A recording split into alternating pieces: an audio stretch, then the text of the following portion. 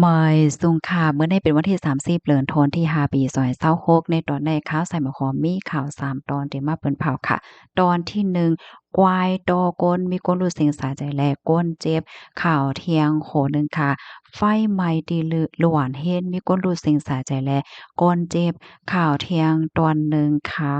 เอาดินวางเหนือสาตั้งกินเฮ็ดจังแนวเนาะในก็เป็นข่าวเงาดีอันลื่นหลังแลมีคนทัดสางปันตั้งหันถึง ตั้งนำตั้งหลายเนี่ยอ่อนตั้งเปิ้นได้ก็เฮาคำมาถ่อมด้วยข่าวโหในค่ะกวายโตก้นเนี่ยมีก้นรู้สึกสาใจยก็ก้นเจ็บค่ะเมื่อวันที่27เดือนธันวาคมที่5ปี2026ในมีข่าวง่าวออกมาว่าไล่เกิดขึ้นเปิงเป็นหลากหลายที่ในหมู่วานกำปงเตอนังเมืองมาเลเซียเมื่อขิงข้าวย่ำกลางวันหมอก10โมงในมีผู้ชายคนหนึ่งอายุเลย45ปีถูกย่ากวายตีอันเขาเอามาจัดเฮ็ดปางแหมกวายนั่นค่ะนะแล่นเข้าหาเสียก็เฮ็ดตีต่อใส่หนังฮาวเฮียงออกกำนันเปิ้นก็เอามั่นใจในสูงกว่าดีโฮงยายหยาเปิดตายดยาหนังไหว้ไพ่เฮ็ดจังไหนกุ้ยกาวาพอใจก็นั่นก็เจ็บแฮงเสรู้สึกสาใจกว่าเมื่อกลางคืนลึก11โมงนั่นเฮ็ดไหนน้ำย้อนก็เพราะว่ามันเจ็บแฮงหนาอาลาว่าสังว่าจังไหนนั่นหนาดอกเที่ยงเปิงเป็นเที่ยงตีหนึ่งซ้ำเป็นมื้อพวงวายวัน2โมงค่ะอันนี้ซ้ำเป็นกว่าดีหมู่วานกำปงสุงไงตีรามโพจ้ายก็หนึ่งอายุ45ปีเหมือนกันค่ะถุงหญ้ากวายแน่เรียนเข้าโต้ใส่ถึงดีหลุบแน่ฮากเฮ็ดจังไหนก้อยกาก้อนได้ก็หลอดอาสาเฮ็ดจังไหนค่ะเกี่ยวกับไปลองในตั้งฝ่ายผลิตเขาในก็ลาดว่าอันกวายในมีฝั่งหางตีให้ได้ให้ว่ากึ่งกลางเสียก็เหมือนจังว่าปอดล่มให้ขึ้นมาสิเลียนเข้าต่อใส่โกนเฮ็ดจังแนวนะก้นที่อันเจ็บนั่นในตึกยดยาตัวว่าอยู่ที่โรงยาเฮ็ดจังแนวต่อถึงมื้อแล้วลองได้ก็เป็นกว่าที่แจเมืองยาโฮเมืองมาเลเซียว่าไหนค่ะข่าวเงาอันนี้ก็มีคนปันตาหันถึงตั้งนำกันนะหมานเจอก็ว่าก้นไอ้ก้นเส็มว่าโตซาเส็มว่าก็ฮักโตใจเจ้าเก่าเหมือนกันใครถุงยาเฮ็ดให้นั่นค่ะน่ะก้นใจตั้ง2ก่ออันยากกวายต่อในอายุเขาเป้งกันเนาะ45ตั้ง2ก่อเฮ็ดจังไหนมันก็ว่าอิงเด้อลองเจอแนวว่าถึงตีป้อมกินเน้อสัตว์ยาวจังเนี่ยเนาะมันนังกวนเฮาเนี่ยเนาะเพราะว่าเฮาคำว่าต้วยไหนกินจี้น่ะเนาะพี่น้องเนาะ เนื้อหมูก็กินเนื้อไก่ก็กินเนื้อปลาก็กินเนื้อวัวเนื้อควายว่าสังว่าเฮ็ดจั่งใดอะเนาะอืมควายเนี่ยมันก็รักโตมันเหมือนกันเฮ็ดให้นั่นน่ะเนาะค่ะลูกดีข่าวง่าโหได้เสร็จแล้วกำไดเฮาค่ะมาถ่อมด้วยข่าวแถวโหนึ่งค่ะเพไฟว่าในไฟไหม้ดีลือหลวนเฮียนค่ะมื้อวันที่29ได้มีข่าวง่าออกมาว่าไลเกิดขึ้นเปิ่งเป็นไฟไหม้ห้องลือหลวนเฮงยิง อันมีชื่อว่า Otomichigu Academy ที่เว้งกินเว้งหลงนากูรุตั้งป้อเจียงหองวันโตของเว้งหลงในโดปีเมืองแคนยาค่ะไหว้หลังเต็งขึ้นวันที่28ที่ไหนแต่เลยว่ากลางคืนลึกหลงเฮ็ดจั่งเนี้ยนะ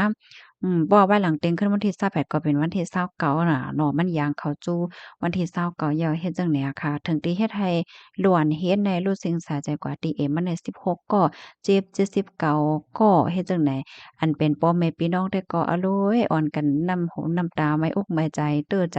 แห้งหน้าอาลาหนอเจอเขาเนี่ยก็อ้อนกันมาที่โรงเรียนในเสียก็มาไปถอมข่าวลูกหล้างลูกหลานโตเจ้าเก่าห้างไผห้างมันน่ะค่ะลองในอยู่ดีพ่องหลงฝ่ายไปเป็นหยาดีแคทย่าเนี่ยก็ออกมาลาดว่าก้นตีอันเจ็บกำปานนำนั่นไลหับรองยศยา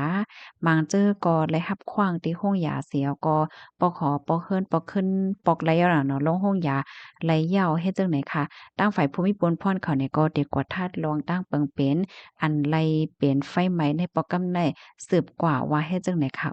เมื่อพ้องดีมันเป็นอยู่นั่นค่ะนะมันมีหลวนยิ่งอายุ15ดอกถึง18ปีแน่หมวก2ปากปลายเศร้าก่อจังไหนคะอยู่เศร้าไว้ดีห้องลือนั่นเฮ็ดจังไหนนะ ไล่ผู้ว่าไฟแต่ไม่ในเป็นตีจันทร์สอง ปยอก็พักโตหมางตีหมางตอนได้ทำคัดซ้อไว้เฮ็ดจังเนี่ยมันก็เฮ็ดให้หลวนเฮียนหมางก็แน่เขาก่อมจังเฮ็ดจึงหือเรียนออกภาคตูเหี่ยวก็หมางก็ในเขาเรียนเวียนตกตั้งภาคตูครูเลี้ยงให้เนี่ยเขาถึงตีเฮ็ดให้จึกเขาในก็พอรู้สิ่งแลเจ็บกว่าตั้งนำตั้งหลายในตั้งฝ่ายจอยเทียมเพศเขาลาดว่าลูกเฮียนตีอันลอดอาซากหลายๆก็นั่นเขาลาดข้อมูลเหมือนกันว่ามีหลวนเฮียนก่อนหนึงใจ อันไฟขิดเนี่ยค่ะนะเผาตีนอนว่ะเผาตีนอนเหมือนจังว่าผักกอบเฮ็ดแหนเนาะก้อยกะว่าเฮียงและเฮ็ดลองตั้งมันเป็นเหือในนั้นแต่ก็ภูมิพลพรเขาเตสืบทาดกว่าเที่ยงเฮ็ดจังไหนอ้อข้อมูลตัวในคาลิปินมาที่ห้องการข่าววอฟอรัมต่างไว้ค่ะเพราะว่ามาถ่อมด้วยข่าวเงาร้องในแหน่มาโอ้โฮใจก็เป็นแม่เนาะป้อแม่ในมางปอกเขาเตส่งหลวนแน่กว่าขึ้นเฮียนยอก็กว่าอยู่ดีตั้งเมืองเฮาเปิ้นได้ห้องว่าก็อะส่องนะคะอิหยังก็ กว่าตีล้วนเฮียนเขาก็อยู่นั่นมาเจอก็กะค่าทองอยู่เฮ็ดไหนเลยเป็นเพศกว่าจังไหนก็เป็นใจมะลีจ้อมแต่เฮ็ดแหนเนาะเฮ็ดแล้วมันได้มีหมางก้อที่อันเขาได้ใจเล่นไฟคิดเนี่ยอันนี้ก็เป็นลองตีลีโกค่ะเนาะย้อนก็เพราะว่าลองทรงเจอเขาอันนั้นก็เขาได้มีลองหางแต่เฮาก็บ่ฮู้แหน่เนาะมันก็เอาตื้อคึกกว่ากว้างๆขวางๆนี่ค่ะนะก้อยก็ว่าเปิงเป็นป้องได้แต่ก็จึงว่ากว่าเมื่อไกลเนาะภูมิพลพรเขาได้ทัดแทงกำหนึ่งให้แหน่ออ ลูกดีเขาง่าโหนในเหตุกำเนิดมาถ่อมด้วยแทงตอนหนึ่งซามูซาในวันในภายไล่ใจกินพวงค่ะพี่น้องเขา มื้อวันที่27เดือนธันวาคมที่5ปี2026ในมีข่าวเงาออกมาว่าก้นตั้งหนำตั้งหลายเนาะเปิ้นก็อ่อนกันถ่ายแคบหางถ่ายคลิปวิดีโอเหี่ยวก็เปิ้นแพร่เนอสื่อตรงก้นออนไลน์เกี่ยวเลยร้องเฮ็ดตั้งสร้างปอก้าขายตั้งกินสโมสาเนอรถไฟที่ในเมืองอินเดียค่ะเนาะเอาตีนแน่กว่าว่างใส่ซ่าป้านใส่ข้าวม่วนค่ะนะข้าวม่วนอันนั้นซ้ำไหนมีหลวงหางเฮียนไว้ขายปันก้นออกข้าวตั้งก้นขี่รถไฟ อย่าท่าให้แหน่ดอกฝ่ายหนึ่งก็ปะลุงได้รับอบดังโฟนเฮอันที่ว่างอยู่นั่นก็ซ้ำอยู่ยิ้มหอมที่อันเปิ้นล้างมือเฮ็ดแนวน่ะอะละไว้เปิ้นได้ก็อ่อนกันลาดว่าไปโวยไปหังหลงบ่อนน้านะไหนเนาะเปิ้นตีเปิ้นล้างมือว่าหังมันใจนี่มันกึ่งลีเอาตั้งกินในกว่าตั้มตั้งปอตอนเจป่นโยเฮ็ดจังไหนอ้อเปิ้นก็อ่อนกันปันตั้งหันถึงแลทัดสร้างตั้งหนำตั้งหลายเปใจเปข้อย่อเฮ็ดจังไหนอ้อ เข้าตั้งหลายปีดีป่วนมาในขะน้ำอันรถไฟอันโพตรงหนึ่งฝ่ายรถไฟโพเหตุการณ์ก็เลยลองรถไฟอินเดียเขานั่นค่ะเปิ้นก็เซซ่อมเขาเกี่ยวกับเปิ้นก็ลาดเขาอะสั่งไว้ให้แหน่เนาะเกี่ยวกับเลยลวงมดสายลวงตั้งกินมดใส่ว่าสั่งว่าจังไหนมาอยู่คือๆใหญ่ๆเนี่ยค่ะอ้อข้อมูลเนี่ยค่ะก็เลยเป็นมาที่ห้องการข่าวว่าฟอรัมต่างไว้ค่ะ พี่น้องคะถอมาหันเถิงจึงพอคะในปันตาหันถึงมาอินโลภายแลใจกินพองสามุสะมังก็ในแลใจกินน่ะกล้วยพี่น้องใต้มังก็แลใจกินกันดอกอันเฮียงเลยค่ะว่านั่นใดมันมีก้นหมังก้อค่ะเนาะค่ะว่าเฮาได้ก็ซื้อสามุสะจ้อมกาดดำนั้นก็อันพี่น้องใต้เฮาเพิ่นก็ขายเนาะสามุสะเนี่ยนะจังแม่นค่ะค่ะใกล้ๆยินเปิ้นลาดเนาะสามุสะเนี่ยเขาก็คลุกใส่ไหล่ค่ะหันขาวเนี่ยเขาก็คลุกจะเลยก็เหลียวอ้อสามุสะในพี่น้องใต้ก็จะกินล้นเลยเนาะ อืมเนาะแล้วก็มันมีตั้งกินแทงเมี่ยวที่ข้าเจอกินเขาว่าแป้ปลาตาเนี่ยค่ะตั้งพี่น้องเขาห้องสังน่ะแป้ปลาตาเนี่ยค่ะข้าก็แลใจกินเหมือนกันเฮ็ดแหนเนาะอันที่มันขอบนั่นค่ะนะตั้งป๊อดตอนแม่สายตาขี้เหล็กอะเนาะเปิ้นขายน้ำนอนเนี่ยเนาะ